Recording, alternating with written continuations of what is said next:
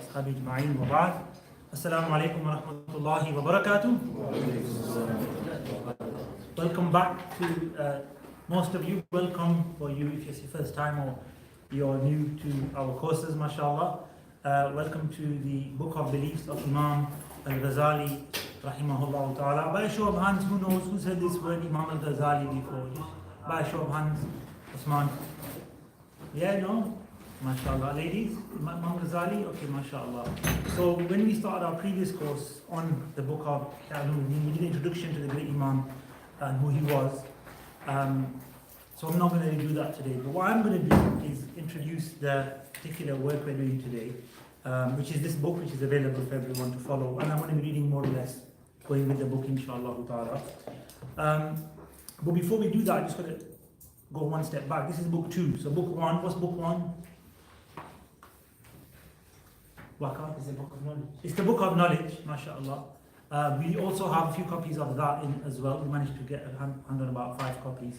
Book 1 is the book of knowledge. Those of you here will understand the importance of knowledge, the virtue of knowledge, and the role of knowledge in the life of a human being, and especially Muslims, and particular knowledge of our religion and our beliefs and our purpose in life.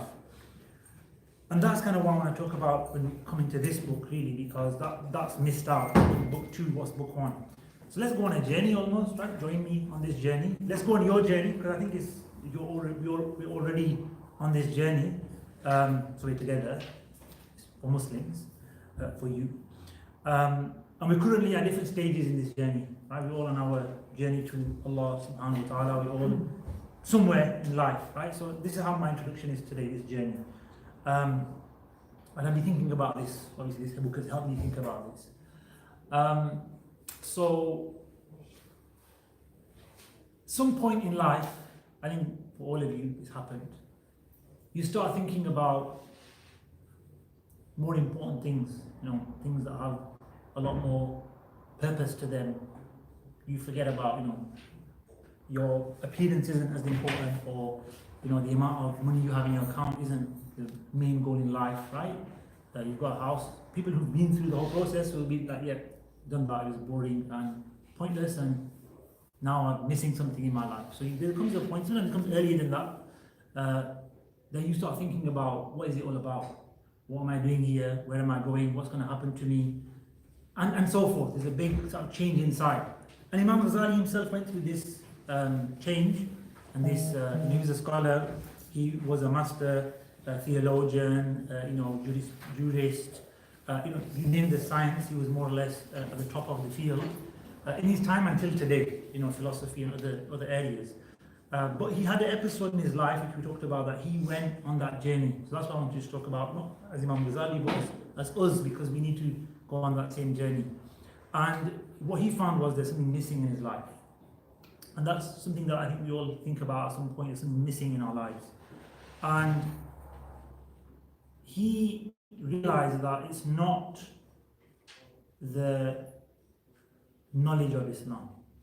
So he studied, he's got everything, got all the, you ask him a question, he knows the answer basically. It was the practice of Islam. It was the application of all what he had learnt. And not merely on the outward level either. Not just like I prayed. Okay, we prayed, alhamdulillah. I fasted the month of Ramadan, alhamdulillah. But he realized I'm missing something that is supposed to be a part of that worship. The key ingredient to that worship, which is the pleasure of Allah, which is sincerity, which is gratitude, which is an internal aspect of that worship. And he went in search of, I think he had it. I think we all have it, but we sometimes have to discover it in ourselves.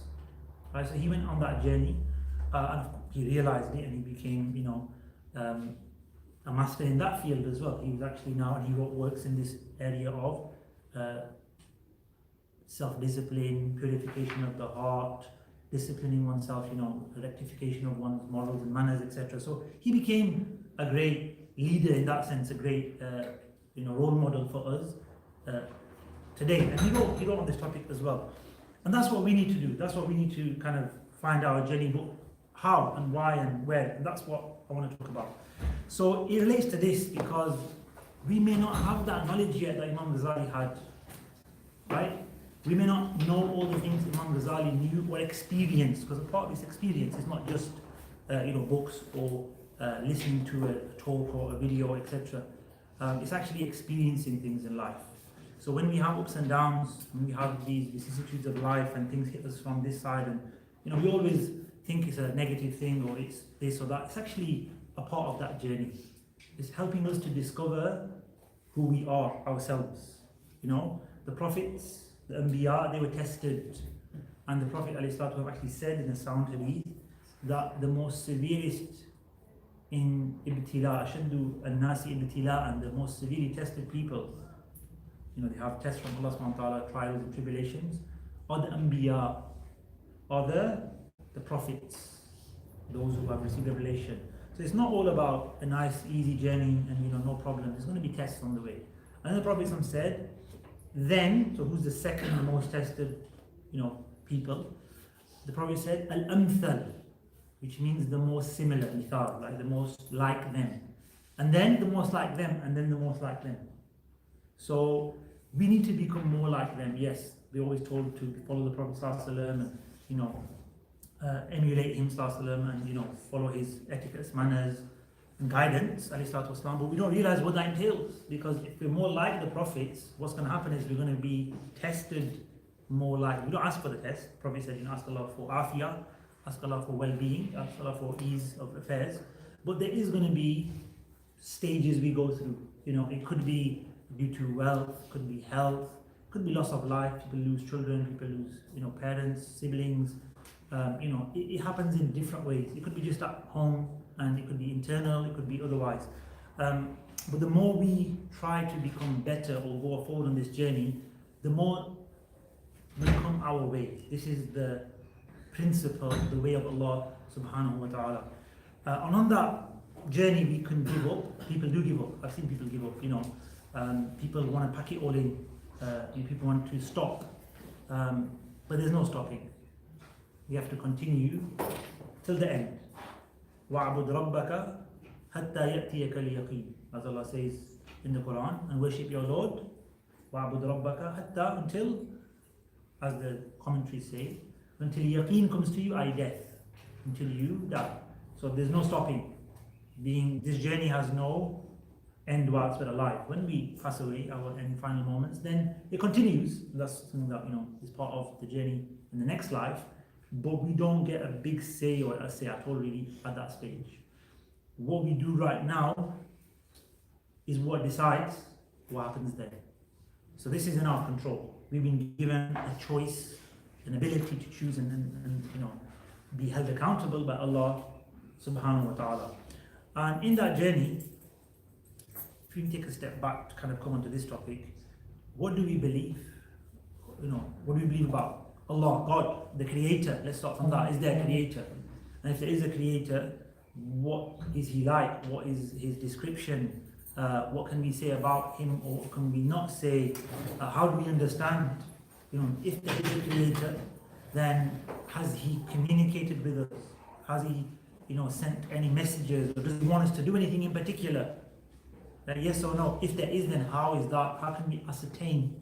How can we, genuinely recognize somebody as a true representative of God Almighty, as a prophet? Right? What are the steps to do that? Right? And once we have, how do we know what that person actually said? What was the message of that person? What was the message conveyed by Allah through this individual to us? And what is it that we have to do? So these are all steps as part of the journey. And for me, and like some people on different stages of this journey, I was thinking about this recently, and this is why I want to start with this point. I realized that all of my studies have been a part of this journey. And like I say, everything. So I asked the question there, how do we know what the Prophet said is true? How do we know it's from him? Right? Miracles. We have to establish the truthfulness, Sidqul Nabi, the truthfulness of the prophets. All the prophets, of course, for us it's the Prophet Muhammad Sallallahu Alaihi Wasallam, but actually, as part of our creed, and we're going to go through this, we have to establish the truthfulness of all the prophets. And how do we do that? So we've studied that, and we're going to study that inshallah ta'ala. Okay, what's reached us now? How do we know it's from the Prophet himself? So alhamdulillah, we studied, I studied something called mustalah hadith or hadith terminologies and hadith classifications and how that works. So you see, everything that we study in Islam is really is this part of our journey. It fills in those gaps. People have questions, they ask, I want to study, and somebody actually asked recently, I want to understand why. It's not wrong to have that question, by the way. Okay?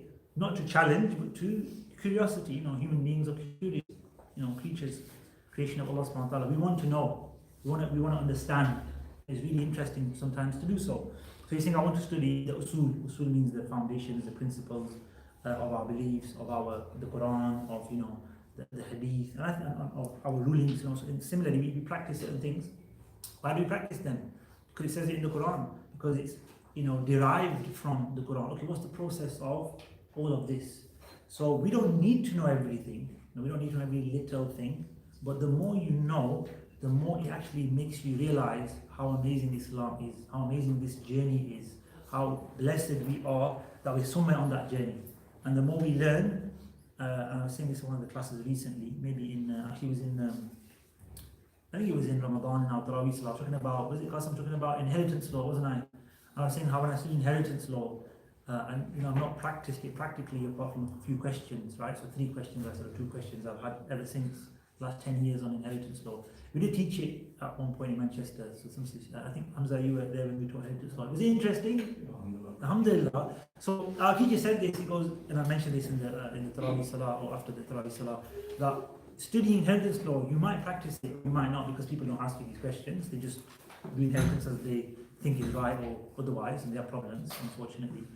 But you will, by studying this subject, just increasing your iman. You'll think how amazing are the laws of Allah subhanahu wa ta'ala. You'll see that this is not man-made. These laws are not, just a concoction of the mind. They're actually divine. They're from the revelation. The more you learn, the more you recognize that. I mean, saying it to you is not the same as you doing it yourself, you studying yourself. So Hamza has studied, and I think you could relate to some of that.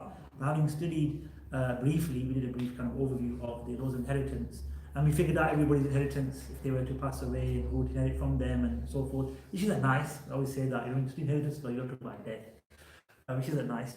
But nevertheless, we learned this, and it helped us to connect to the Quran, connect to divine ordinance, one of the laws of many of the laws of Allah subhanahu wa ta'ala, and it's part of that big puzzle, of that big kind of whole picture or image, and that is Islam. And the more we learn and the more we kind of get aware of, the more we appreciate everything, and the more we kind of take on everything in Islam. That's one of the things. Once we establish, and we talk about this, the truthfulness of the prophets, and our prophet in particular, we've got to accept everything. I can't say he's truthful, but I'm only going to accept 50%. These hadith are okay, or this part of the Quran is okay, and the rest I'm going to decide or reject. No, we can't do that. We've got to accept the whole package, because this is what he claimed to bring, and we have proved his truthfulness. Therefore, we've got to believe in everything and accept everything. This is why we have to address everything that is there and talk about it. We can't hide from anything of our religion.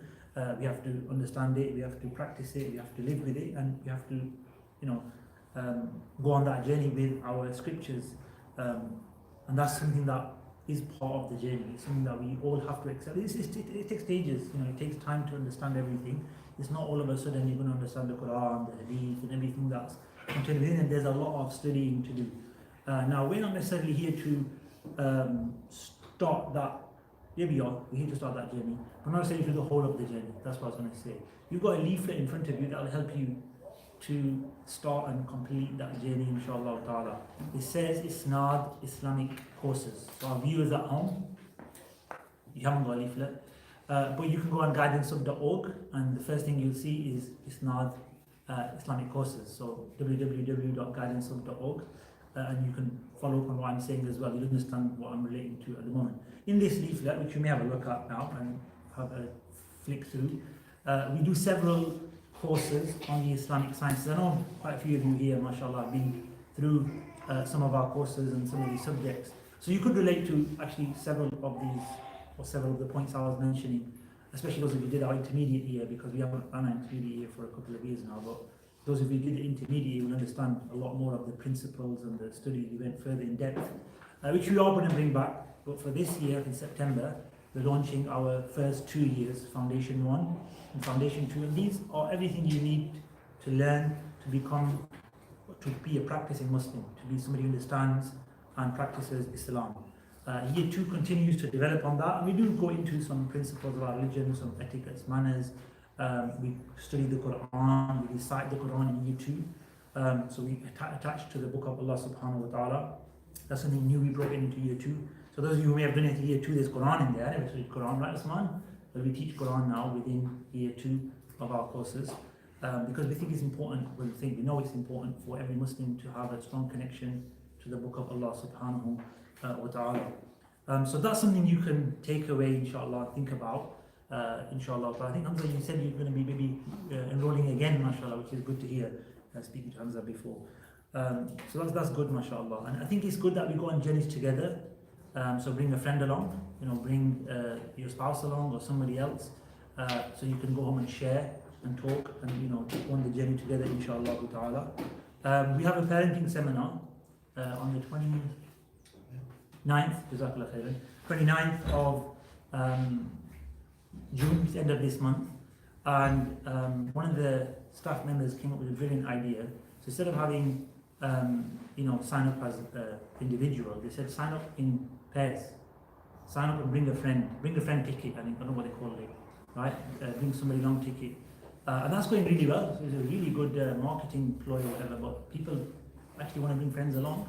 So look out for the parenting seminar, which is for everyone. Somebody said to me, I'm not married yet. Because when you learn about parenting, when you've got 5 kids and they're 10 years old, or 12, 10, you're going to learn now so that you prepare ahead.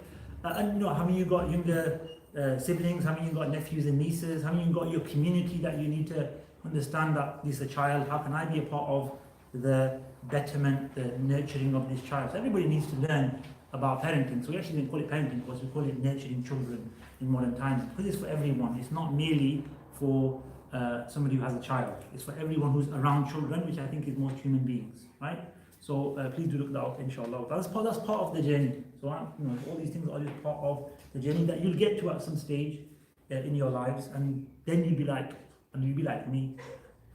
What can I read on parenting? What can I do? Parents are talking about when you have a child, first child, you're like, oh my God, I've got to think of how to raise a child now. I've got to figure out what to do. Who do I go to for help? This, that, the other. And you slowly pick it all up, and it's not that difficult. But you need help and you need guidance. So that's what we hope we're going to share with you and give you confidence in being around children and helping them develop and grow into successful young adults, inshallah ta'ala. So that's important as well.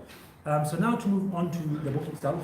Because the book we have is just basically, it dives straight into the text and the Aqidah of Ahlul Sunnah wal Jama'ah. So, as an introduction actually, and as a kind of setting the sort of platform, if those of you got the book and follow, those of you haven't, I'm sorry, please buy a book for him, whether you tell him to get a book. It's page one of the text, so not introduction. After the introduction it says, Bismillah ar-Rahman ar-Rahim, the principles of the creed, which is the name of Imam Al-Ghazali's epistle, small message, sort of risala on Aqidah. It's called Qawa'id, al-Aqa'id.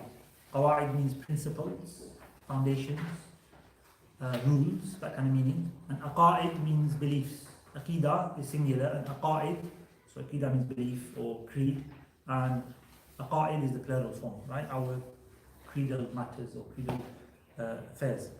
So the principles of the creed, that's a translation of the title of Imam Ghazali's book on Islamic beliefs of a Muslim, orthodox beliefs. This was written as a separate statement and included here in the Ihya Ulumuddin. Okay? Now, as a separate statement, you just get this booklet. I haven't got it with me, but it's a little booklet that's palm-sized booklet. In the Ihya Ulumuddin, which is book 2 of the whole Ihya Ulumuddin, as you can see, there are 4 chapters. Book 2 is the book of beliefs. Chapter 1 is Qawa'id al-Aqa'id. Okay? That's printed separately as just a booklet on beliefs. Chapter 2 is on what we're talking about right now, really, is about how and why and methodologies of teaching Aqidah. how should we teach it, when should we teach it, what age should we teach it. That is going to have 40 principles or foundations that we're going to go through. Just like Ihya al-Ulum has 40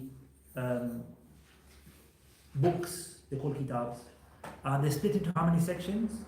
So how many books in each part, each quarter? That's a big clue. You mathematicians? What's a quarter of 40? 10. Did somebody shout 10 at the back? Or whispered it? MashaAllah. So 10 in each quarter. What's the first quarter on? So the first quarter's got a kind of category or topic, theme. As some of you were here last time, I'm disappointed because I told you. Worship, yeah, but the inner dimensions of worship. So it's virtues of knowledge, beliefs, and then worship, but not fiqh of worship or the practicalities of worship, of rulings, of it's more the spirituality behind purification. What does purification mean? How can we benefit from that internally? Then prayer, then fasting, then so the acts of worship. Second section is on the second quarter, book 11 to 20.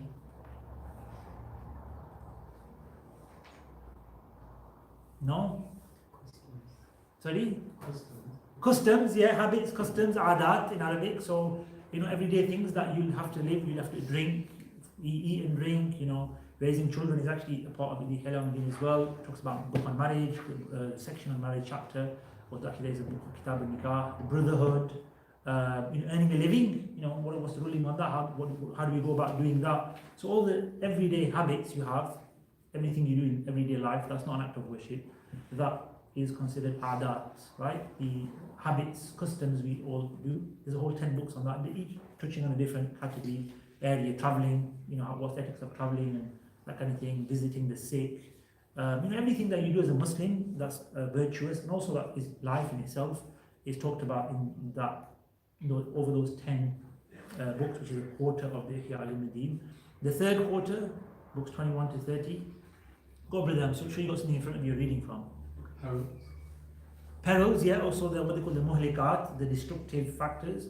So these are now the internal destructive factors like arrogance, like envy, hatred, love of the world, these kind of things, right? There's 10 chapters on that, 10 sections that are talking about it. Anger is one of them. There's one called, I forgot that, I read a nice English translation of it, I don't know what it is. Sounds weird, first time I come across the word, but it was called Sharahul Kalam, which means to want to talk a lot, talkativeness, right? There's a fancy word for it in English, I forgot it now, I read it in one of the translations. But yeah, anybody know that word? It's a really weird word. Not weird, it's just new for me. Alhamdulillah, I learned a new word and I forgot it. It's in the book, I'll go check it out. But it's the disease. That's it. You've been reading Waqar, mashallah, that's it. It's LOQ, wasn't it? LOQ something. How do you pronounce it? Loquaciousness. Loquaciousness, mashallah. That was the exact word actually. So which book are you reading at the moment? I think it's one that's got the 40... The 40 Principles, yeah, that's it. There's another book called the 40 Principles of Religion, which is like a summary of the whole Ihya al-Ulum. So it's one book, it's a one volume book like this, which summarizes the whole 40 books. The whole 40 books is this big. This is one book that summarizes them all, which we actually went over a few years ago in some of our seminars. In that is where I read the translation of that particular disease and word, which is basically talkativeness. What I'm doing right now? No. Teachers can talk.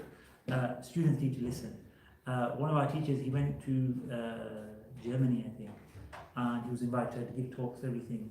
And he gave talks, and in the talk, in the speech, he said that talking a lot is not good. You need to listen as a student. You need to do. So one of the questions, look how rude the question was. Shaykh, you're telling us to not talk too much. Why are you talking so much yourself? So the Shaykh obviously didn't get upset or anything, but relates it to us with a smile on his face. I said back that when you're in my position, you can talk, and when you're in that position, you need to listen. In other words, the teacher has to speak, so it's not talkativeness, right? It's for benefit. But the kind of talkativeness talking about is gossiping, talking about worldly things constantly, and just like people get pleasure out of food. They get pleasure out of talking and company of other people, right? Which can distract from worship, can distract from important things. When people talk over coffees, for several hours at these cafes, right? And they could have done a lot of good in that time. So that is actually a disease, and that's why having cafes is disliked. Than cafes where people sit and have coffee and tea all day. It's actually makruh because of the time wasting element of it. If you're not going to time waste, it's not wrong to go and get coffee. But if you're spending 4 hours every other day at coffee shops, whatever they call them, then think about that. No fingers pointed, sorry. So chapter 4, moving on. Chapter 4 on faith, Iman, Islam, what connects and separates them. So chapter 4 is basically Imam Ghazali discusses the word Islam, what it means, the word Iman, what it means, and where's the overlap between them. So is a Muslim a mu'min? Is a mu'min a Muslim? And that kind of discussion, where they're different from each other, because they're two different terms, they have two different realities, but in application, they would apply to the same person in different ways, right? So that's the discussion Imam Ghazali has, and he actually mentions a very dangerous discussion, very sort of scary discussion, which is, it mentions it actually, it says, on whether the predecessors qualified their claims to faith by saying, Insha'Allah. So are you allowed to say, I'm a believer, Insha'Allah? Some said that's disbelief. Like, are you not saying you're a believer, right? Insha'Allah, what do you mean? You're not yet, right? Or is it like, I'm a believer, Insha'Allah, a complete, perfect believer? So the scholar said, Imam Ghazali discusses that. Why? Because it was something in his time and prior to his time that was discussed amongst the early scholars. He mentions that there was a discussion amongst them. So obviously some discussions are relative to the time. Relative to the time. I was reading about history the other day. Because I read about it. I'm going to stop so that I want to share this story now. I just remembered it. I was reading about the Abbasid Caliphate. And you heard of Harun al-Rashid? You heard of Harun al-Rashid? The famous, what is it? Arabian Nights or whatever, right? It's made up on a lot of it's made up against him, etc. Right? But Harun al-Rashid, the great Abbasid Caliph, right? Bayt al-Hikmah, the House of Wisdom, Baghdad leader. So I was reading about him. He had a wife called Zubaydah, and Zubaydah was his cousin. She was the daughter of Abu Ja'far al-Mansur. Abu Ja'far al-Mansur was a previous caliph. He was the second caliph of the Abbasids. He was very famous. He was the time of Imam Malik. So she was the daughter of a caliph. She was the wife of a caliph, and she wanted her son, and he did become a caliph. So she's a powerful lady. But Harun al-Rashid wanted his other son, who was the son of another lady. I think she was a freed slave. So her name was Khuzayran. I read it, so I know the names. And Zubaydah said, no, my son should be the leader. But her son was called Amin. What was his name? Amin. The other son of Harun al-Rashid was called Ma'mun. Was called Ma'mun. Amin means similar meaning. Amin means the secure, safe, truthful one. And Ma'mun means the one you'd find safety with as well. That kind of meaning. From the same group. So Ma'mun was the scholarly person, because his mother was a freed slave, and not as Zubaydah, who was, a princess and a leader and a queen kind of thing. It was like royalty in those days. So he was spoiled, and he wasn't very shrewd and politically astute kind of thing. So Harun al-Rashid said, no, he's the best leader after me. If we want the Abbasid Empire to continue to be strong, he has to be Ma'mun. But Zubaydah wasn't having it, so it shows you the power of women, right? So Zubaydah basically said, no, you can't do this to me, you can't do this to our lineage. Look, he's our son, he's special, etc. She played all the cards, and obviously he loved her. She was his first love, and close to him. So he eventually did something which was the first time ever it was done in history, Islamic history, was rather than have one crown prince, he had two. So normally it was so-and-so is going to be the leader after him. He said, no, Amin's going to be the leader, but I need to get Ma'mun in, because Amin's going to not do too well, he knew that. But Ma'mun is going to be the one that does well. So he actually went to, I think it was Hajj. During Hajj he made the announcement, because everybody's there from around the Muslim world. The announcement can go back to all the corners of the Islamic Empire. So if you made it in Baghdad, it has to be sent out. If you made it in Makkah, it's going to automatically, naturally, organically grow and spread. And that. So he went there, and he had a document written and hung in the Kaaba that Amin will be the successor, and once he passes or expires, it will be passed on to Ma'mun, and Ma'mun will get control of Khurasan in the meantime. Khurasan is where Imam Ghazali is from, places like Tus and Maro and the Eastern Persian sides, or that side. So he'll be in charge of that, and Baghdad, Iraq, and the Haramain and the central what's the Middle East now, will be, the Central Islamic Empire will be under the rule of Amin. And he'll have control over Ma'mun as well, but just he's going to be out there. Keep him separate. This was the wisdom, or the way that Harun al-Rashid wanted to pass on the leadership of the Caliph. He was a great leader himself. So that's what happened. Amin became the leader, but Amin decided, like a lot of leaders did, to take out Ma'mun and give the leadership to his own family, his brother. So he was on his way to kill his brother, yes. He sent an army, 50,000 strong, to go and kind of execute and kill his brother Ma'mun and change the whole system to his own lineage and offspring, etc. Ma'mun wasn't like that because he was a good leader. Ma'mun actually gave it to his brother. And Ma'mun actually wanted to give it back to the Ahl al-Bayt as well. He put somebody as his successor called Ali al-Rida, who was from the family of the Prophet directly from Sayyidah Fatima. The Abbasids were from Sayyidina Abbas. And then later on his brother became the Caliph. So he wasn't like Amin, who was more like lineage and my son, etc. So he went and he actually took an army, big strong army, and Ma'mun was going to surrender. He's like, no point fighting, he's got power, everybody loves him because of his lineage, because as Abbasid, he's pure, he's both his mother and father of that lineage. My mother's a freed slave, my father's Harun al-Rashid. I'm not as powerful as him, or I don't have that same status amongst people's hearts and so forth. There's many lessons to learn from this. I don't know why I'm sharing it, so I actually went history because I've been talking about this. There's many lessons. The one that you can remember now is that ladies are powerful. That's the one we've kind of figured out already. The second one is don't break agreements, because what happened was the following: 50,000 strong. Ma'mun said, let's give up to Amin. Amin's the Caliph. Ma'mun's the brother and the crown prince, going to take leadership. He said, let's surrender. I don't want to lose lives and this kind of thing. And he was intelligent. But he had a general called Tahir ibn something, General Tahir, leader of the army. He said, no, I'll support you. You shouldn't have to give in. This is your father. This is an agreement. This is immoral. And it was. So he actually fought with a few thousand men, and as Allah decreed, won the battle. 50,000. It kind of had a bit of a massacre, to be honest. And then he said, like, let's go and march on Baghdad. And they were like, you're crazy. He goes, no, let's go march because they are immoral people. We have to sort them out. You're like, this is crazy. We haven't got no power. We're really in the weakness. But this is the next lesson, like I said. Everybody, the whole Islamic empire, changed. And they said, no, we want to support Ma'mun against Amin. Why? Amin broke a covenant that was hung in the Kaaba. His father came to Hajj. During that time, with all the leaders, the governors, everybody made an agreement. Ma'mun has done anything wrong. What happened in the time of the Prophet Hudaybiyah, right? History repeating itself in a sense. The Quraysh, the Muslims, made an agreement that no fighting for 10 years, no hostilities, no tribes that are with each on our sides can fight each other or should be supported in fighting. What did the Quraysh go and do? They went and supported a tribe that fought against a tribe that was allied with the Prophet and killed people. The Quraysh were guilty. They'd taken part in a battle and broken the... So what happened? Allah gave Makkah to the Prophet and conquered Makkah soon after that, right? So exactly what happened for Ma'mun. They were treacherous and the whole of the Islamic empire turned against them, and Ma'mun marched on Baghdad and took Baghdad. Became the leader of Baghdad, but he didn't like Baghdad because he's from Khorasan. He'd been away from it. He'd been obviously ousted in a sense. He wasn't really allowed to be close to his father, etc. So he built a new city.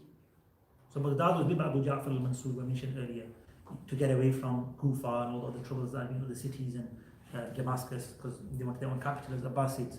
Ma'mun built a city called, anyone know what it's called? It's in Iraq today. No? Anybody know a city in Iraq? Have a guess. It was built at the time, he built it, but he ordered and paid for it, built it. No? It was called Surra Man Ra'ah, or Sarra Man Ra'ah. Pleasing the one, or it pleases the one who sees it. That's what it's actually called. It's Arabic. 3 words. Sarra Man Ra'ahu. It pleases the one who sees it. Anybody know what it's called now? A word that rhymes with Surra Man Ra'ah. I don't know the name of it either. Is there a city in Iraq called Samurra? I think there is. Look it up on Google, right? I know. I was reading the history book. I was reading the modern day name of the city, but I think the city called Samurra in Iraq today, modern day Iraq. There's a city called Samurra. When did that city come about? By Ma'mun. who left Baghdad. He didn't like being in Baghdad. It was actually, if you look at history, because I've read the Abbasid history, sorry to go on this tangent. I know we didn't tune in for this, but alhamdulillah, it's beneficial. But if you look at history, the actual caliphs of Baghdad were, the caliphs that were in and around Baghdad, the Abbasids, they actually, it was, obviously as Muslims they don't believe in superstitions, but it was a bad place for them. Many caliphs were kind of, Baghdad wasn't good for them, right? So they wanted to leave Baghdad. Even Ma'mun wanted to leave Baghdad, and ended up being, something happened to him in Baghdad. So Baghdad wasn't the place to be, although it was a place of learning and so people. But for the caliphs, the leaders, it was a bit of a evil omen kind of thing, right? Which we don't take and we don't do. But I was reading a book and they were talking about that, right? So talking about the Abbasid Caliphate and the leaders and how they went to strength and really were powerful, and how they used the Turkic people around them to take power. First they used the Persians, and it became a very Persian affair. Then they used the Turks, then became a bit Turkic people, all those Turks. And then became very a Turkic affair. And then the Seljuks eventually ousted them, and the Mongol Turks eventually ransacked Baghdad and wiped them out in totality. And then it was Turks in Egypt, the Mamluks, that took in the Abbasids and made them leaders in Turkey, in Egypt, and then history continues, right? So I was reading about the Abbasid Empire. So I've got a new book on history. I was reading it. When you read history, you can't stop. So you read a page, a chapter. Yeah, let's start the next chapter. So I read about 3 chapters last night, so I can share that with you quite, relatively, and that's beneficial for you, I hope. So let's go back. What lessons have you learned from what I just said? Let's divide lessons. Come on, let's get you involved. Go ahead. The first one was that Okay, let's repeat them. Women are powerful, can influence big decisions, which is the truth. So when I was reading about history, there's other women, in European, so I was reading the history of Spain as well. A major part of that was women. Catherine of Aragon, Henry VIII's wife, was the daughter of the king and queen that took over Islamic Spain and killed the Muslims, basically. So yeah, there's a link between her and Islamic Spain, right? So I was reading that. You're right, women are powerful. That's true. Read history, you'll find that out. Anything else? Don't break an agreement. Don't break an agreement. If you made an agreement, a covenant, a contract, you've given your word, even if it's a word not written, you've given your word, don't break your word. That's hypocritical, as the Prophet said. You'll be punished for it. You'll pay the penalty of it in the future. You'll come back to bite you, as they say. Don't ever break covenant or contract. Dynasties have been destroyed because of that, right? It's a weakening thing. You might think if we agree to that covenant and we fulfill it, we're going to be in a compromised situation. No, that's strength. Keeping your word is strength. Yes, Hamza? And to have tawakkul as well. Have tawakkul, yeah, because the army, the Ma'mun, he didn't want to fight, but at the end of the day, they would have. By the way, Amin was brutal, so he would have probably ended up killing him anyway, and that's what he did. When Ma'mun went to Baghdad, he forgave everyone. So even the people that plotted against him and all that kind of thing, he was very forgiving. He was very soft on people, which is why he was probably one of the best Abbasid caliphs. He was scholarly, very learned, politically astute, like we said. He was actually, there's a problem with him actually, I've got to mention this. He was the Mu'tazilite. So the one that punished Imam Ahmed and whipped him for saying the Quran is created? It was Ma'mun, so now you know who he is. He's the one that came into power. He was a good leader, but obviously his aqidah, which we're going to talk about maybe when we go into this, was not Ahlul Sunnah wal Jama'ah, it was Ahlul I'tizal. I'tizal is what is now translated as the Mu'tazilites, or the rationalists is what they're called.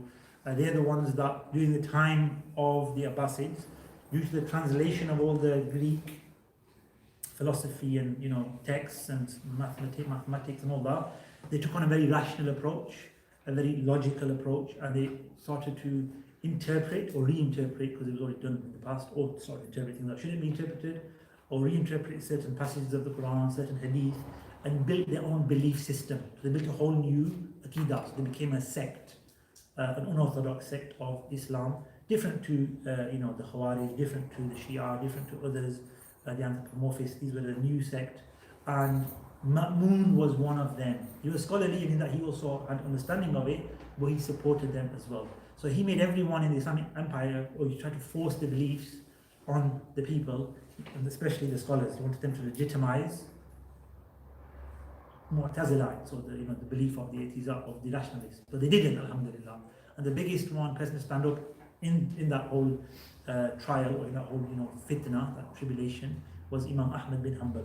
You may have read about his life, and he got whipped and lashed for saying the Quran is not created, we don't agree to this and that kind of thing. It was Ma'mun. So as you can see, he wasn't a perfect leader either. Don't get this idea that just because he was a good leader in the sense of leadership and allowed the empire to flourish, which he did in his time, that he was a good person in beliefs in other ways. Right? He was a forgiving and kind of soft person. It's mentioned in his life and so forth. Any of the lessons, ladies, from what we just discussed?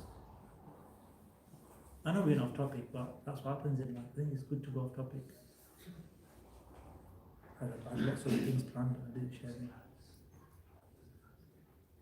I love history, that's why. That's my excuse. Well, it's like history.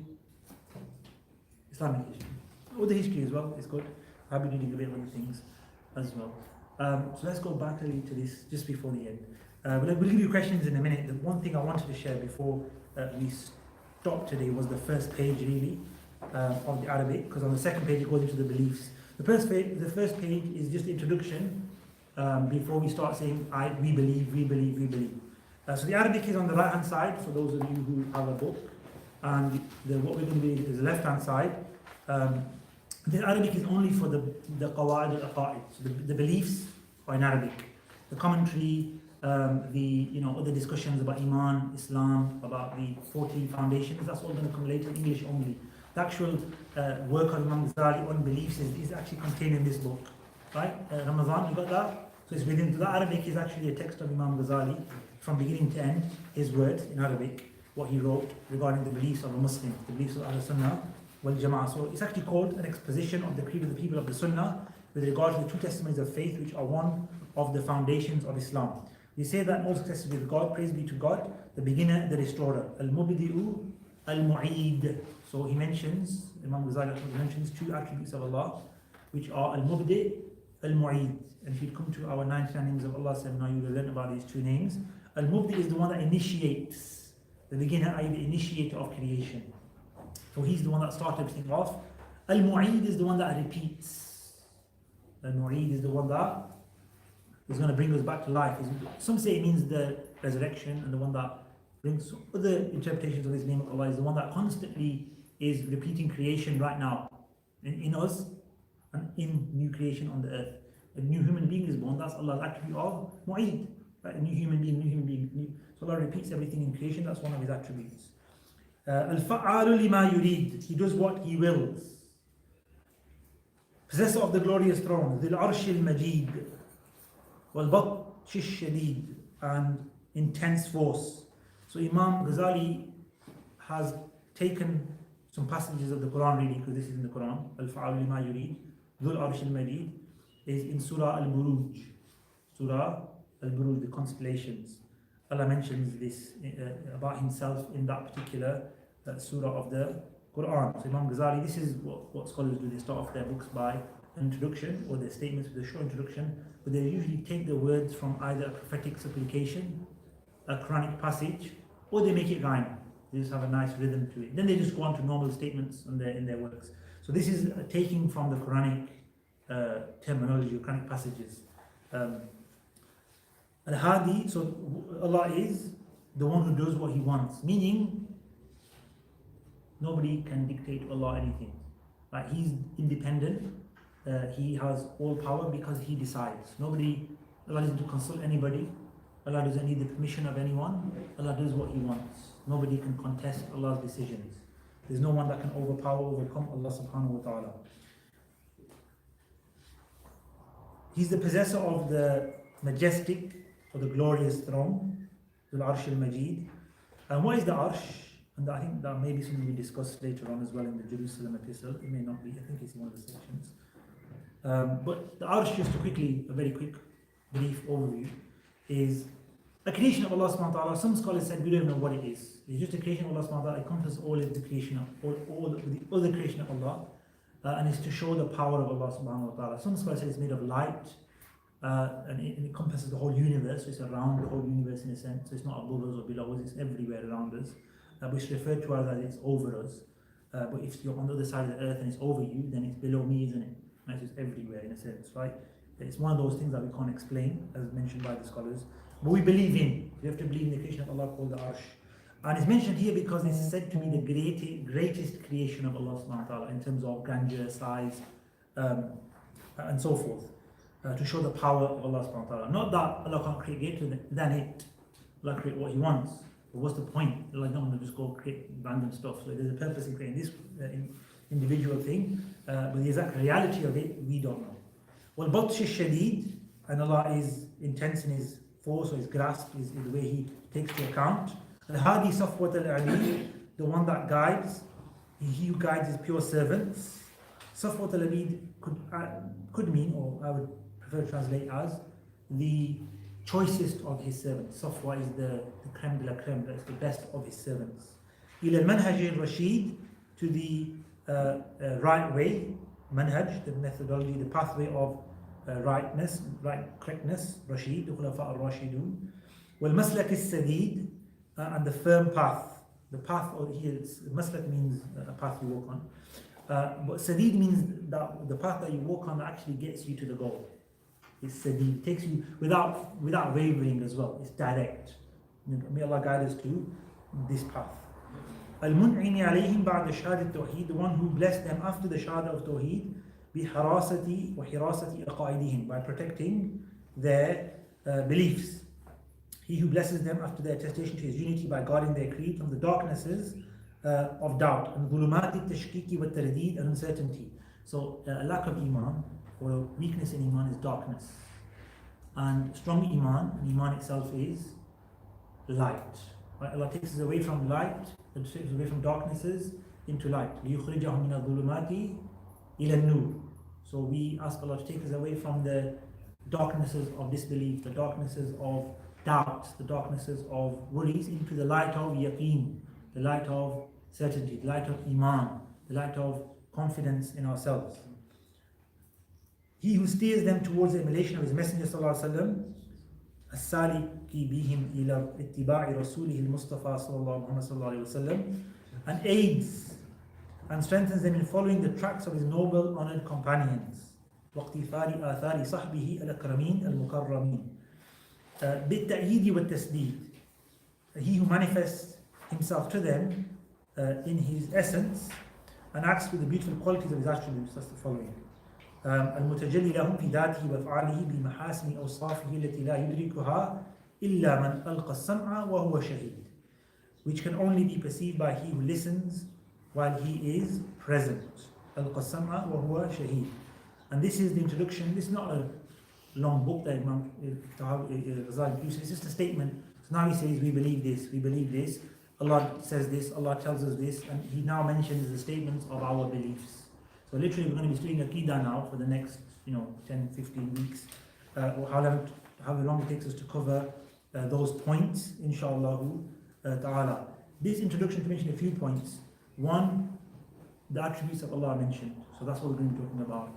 The Prophet ﷺ mentioned, so that's what we're going to be talking about. The Prophet ﷺ and who he was and his role. The Sahaba mentioned, so we're going to be talking about the Sahaba as well. So the introduction of Imam Ghazali is an indication to what he's going to be talking about after. So this was a general introduction. Now he says, we believe, we say this, right? So his introduction lays out the foundation, the kind of theme for the remainder of his statement. So we ask Allah subhanahu wa ta'ala to allow us to learn this book, to embody and practice what is being mentioned in this book, inshallah ta'ala, and from the lessons. And we hope the viewers at home also benefited from today, and you join us next week to continue studying Qawa'id al-Aqa'id and the following discussions that ensue from that, inshallah ta'ala. Walhamdulillahi rabbil alameen. Wa sallallahu wa sallam wa baraka ala sayyidina Muhammad wa ala alihi wa sahbihi ajma'in. So, thank you very much. Few announcements before you go. Number one, we have a Eid family festival this Saturday at Guidance Hub here in the building. So there will be stalls here, there will be some food stalls, some more food stalls, because it's going to be a day to eat hopefully. There will be games and activity stalls, some of the standard ones like your mehndi and your face painting for the kids. Also like penalty shootouts and all sorts of games as well that we can accommodate here, inshallah ta'ala. So please, this Saturday from midday onwards, bring your family and friends along to the centre here to take part. Everyone's welcome, families, young and old, youth, everyone. We miss the youth out a lot. You're welcome, inshallah ta'ala. Next Monday and Tuesday we have a special ladies event on ladies purification with Shaykh Gul, which is Monday and Tuesday evening from 7 to 9. But I've been told there's like 2 spaces left on that. It's been very popular for the sign-ups. And there's like, I don't know if it's probably by now it's finished, I don't know. But yeah, next Monday, Tuesday there is, and I don't know if you can sign up to it now, but I've been told, tell them it's almost sold out. It's free, but it was very popular. We did announce it at some points if you were on our mailing lists and other events, but it's been taken up very much so quickly, so that's more or less full on Monday and Tuesday. It's going to be problematic, but yeah, I don't know how they're going to accommodate everyone. That's why they stopped this registration. There were too many ladies signing up. And we also have, I mentioned it already though, the nurturing Islamic principles of nurturing children on Saturday the 29th from 10 a.m. to 4 p.m. So it's a day seminar with myself and Shaykh Al-Masheen as well. Both of us will be delivering on that day, inshallah ta'ala. And again, that's going pretty fast, pretty popular to sign ups on that as well. That's limited spaces as well. Please check in at guidance, so I've been told to tell you as well. So check in on FB if you can. Thank you very much. Book of the month is available today, which is Imam Al-Ghazali's book 2, which is also giving this book on sale today as well. We're recommending this book to everyone. If you want to purchase it at home, you can order it from us as well online. But we just got to make sure we've got enough copies to send out, because I think they might have been taken. And the last announcement is also on the 29th. After the seminar on nurturing children, we have a ladies' night called Ladies Burda Night. It's the last Saturday of every month, so we'll be on the same day as the seminar. That's on the 29th of June at I think 6:30 p.m. onwards. Roughly we have it at 7 p.m. onwards, inshallah ta'ala. So that's for the ladies, inshallah ta'ala. The brothers' retreat is sold out, so I would like to announce it just to tell you it's sold out. So if you're not coming in Ramadan, tough luck. You missed out, not us. We missed out on you, but alhamdulillah. So thank you all very much for attending today. And like I said, take this leaflet home, pass it on to others. Think about if you'd like to sign up to our courses, inshallah ta'ala. Thank you for being part today, and see you next week. Next week we will crack on with the book itself, and we'll start talking about these points of the Aqeedah. And I won't talk about history and the books I'm reading, inshallah. Assalamu alaikum.